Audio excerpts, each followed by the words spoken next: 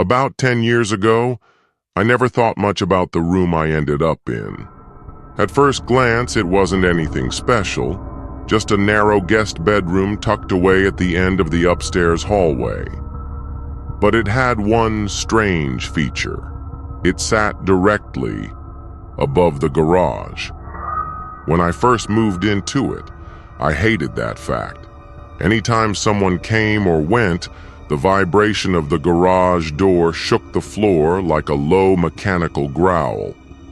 At night, the rattle seemed louder, almost alive. I told myself I'd get used to it, but deep down, I never really did. It wasn't supposed to be my permanent room. My brother and I had grown up sharing a bigger bedroom, cramped with twin beds, dressers, and closets. When he left for college, I took the chance to rearrange everything, finally carving out a little space of my own. For 2 years, that bigger room was mine. I even set up a desk in the corner, finally free from the chaos of sharing. But life shifted again. After college, my brother came home first. He got a job back in our hometown and reclaimed the bedroom that had always technically been his. And though I felt a flash of annoyance, I couldn't really argue. When I landed my own job in the city and needed a place to stay, the only option left was the guest room, the one above the garage. It wasn't ideal, but it was private. And in a house where everyone seemed to always be stepping on each other's toes, privacy was worth almost anything. I convinced myself it was temporary, just a stepping stone until I found my own place. I never thought it would turn into a nightmare. That Friday night started like any other. I was alone in the house. My brother had been sent away for a weekend, work conference, and my parents had left earlier in the day to visit relatives. For the first time in a long time, the house was completely mine. I remember how quiet it felt. How still. There was a comfort in that silence, a freedom. I ordered takeout, curled up in bed with a paperback, and let the hours slip by. By 11:30 p.m., my eyelids were heavy, but I kept reading anyway. That's when the familiar rumble started. The floor beneath me trembled. A deep vibration spread through the bed frame, through my body. I froze, book hanging in midair. The garage door was opening. At first, I tried to rationalize it. Maybe my parents had come home early. Maybe my brother had returned ahead of schedule. I clung to those excuses, but even as they formed, I knew they were wrong. My parents weren't supposed to be back until Sunday. My brother wasn't due until the next afternoon. The longer I sat there in that vibrating silence, the more panic crept in. I got up and moved to the window. My hands trembled as I pushed the curtain back just enough to peer outside. The garage door yawned open into the darkness. From where I stood, I couldn't see whether a car had pulled in. The driveway was just a smear of shadows under the streetlight. No headlights, no movement. The dread that spread through my stomach was like ice water. I knew then that it wasn't family. Someone else was in the house. I tried to steady my breathing, telling myself it could be a mechanical glitch, some freak accident. But the silence that followed wasn't mechanical. It was human. I went straight to the closet and pulled out the only weapon I could find, an old aluminum baseball bat I hadn't touched since high school. The grip was worn smooth, the metal dull with age, but it was solid, heavy. For a second, just holding it gave me courage. If someone was in the house, I wasn't going to just sit and wait. I crept toward the stairs. Every step groaned under my weight, each creak louder than the last. Halfway down, I stopped. Voices. Two of them, low, steady, and unmistakably male. I pressed myself against the wall, straining to hear. They were coming from my parents' bedroom.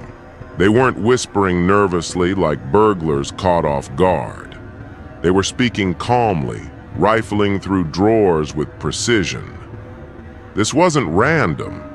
They were looking for something. My phone was slick in my palm as I dialed 911. I whispered my address, my voice barely audible, and left the line open. The operator's calm tone filled my ear. "Stay hidden. Do not engage. Officers are on the way." But adrenaline had taken over. I couldn't just hide.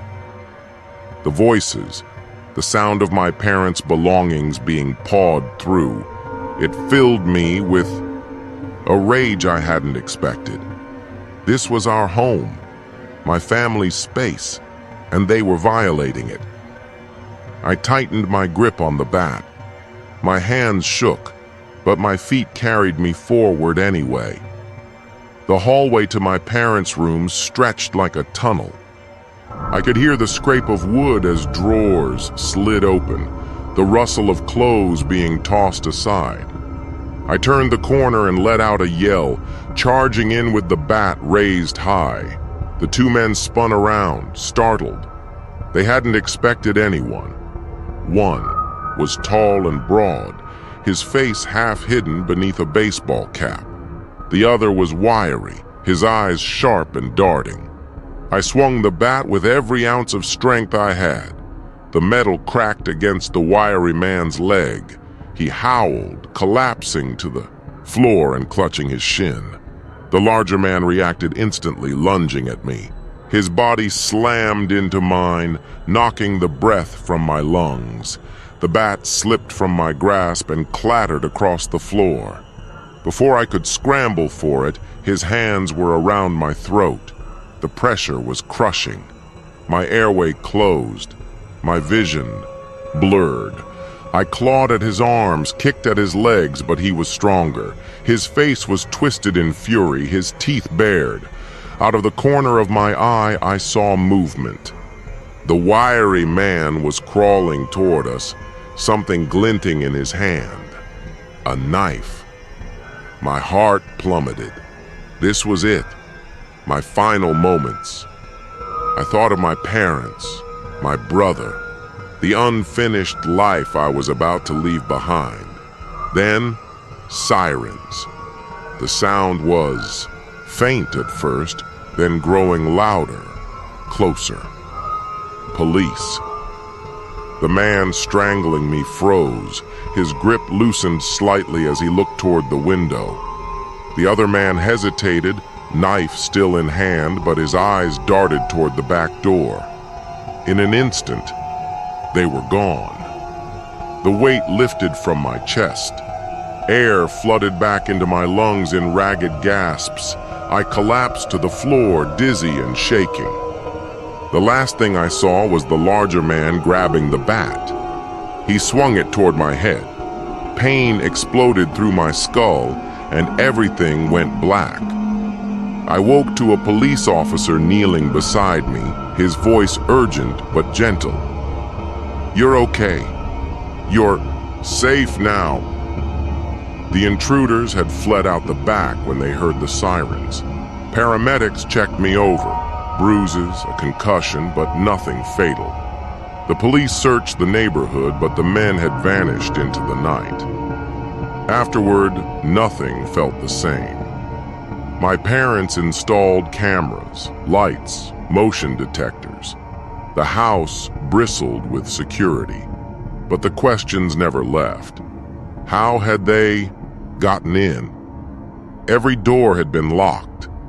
The only possible entry was the garage. My father's face went pale when he realized the garage could be opened by the wireless switch he'd programmed into my car. And my car, always unlocked in the driveway, had been the perfect target. They hadn't just broken in at random. They knew. They knew about the switch. They knew my family's schedule. They knew I was alone. That knowledge haunted us more than the attack itself. The men were never caught.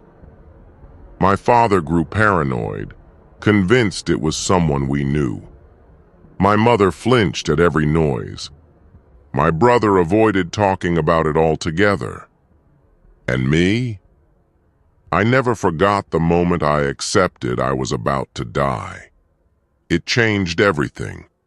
Ordinary life never felt the same afterward.